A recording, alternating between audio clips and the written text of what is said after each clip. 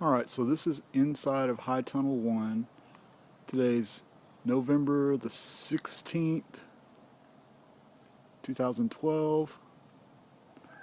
I've got 7 rows.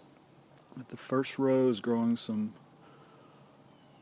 clover. We have crimson clover. In between the rows are ryegrass. That second row there has romaine lettuce. We planted in September. We're harvesting, selling that at the farmer's market. At the end of that row is some southern peas, field peas. We'll put some more romaine in there or some bib lettuce pretty soon. Next row has some peppers that haven't had a freeze, so they're not dying off, and you can see there's still peppers on the plant. We're going to harvest and sell those until they die back. It's got some garlic at the end of it and a bell pepper down there on the end also.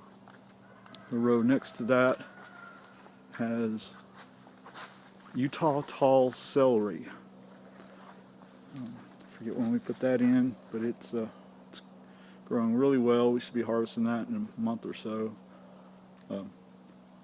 Harvest a few and sell them at the market. And the next 2 rows have clover, and of course there's some ryegrass all over the place in the middle of the rows, and it had some buckwheat, and most of that's died back. There's some rogue basil in there also. We've been cutting a little bit of that and selling it at the market.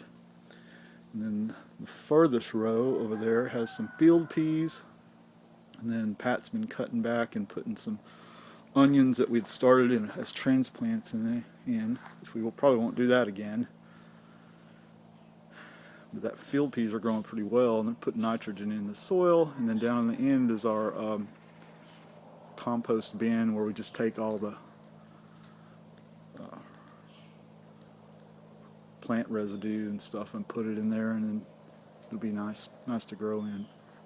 Alright, this is inside High Tunnel 1, and of course it's closed off right now because it got down to about 36 degrees last night, and everything's growing well.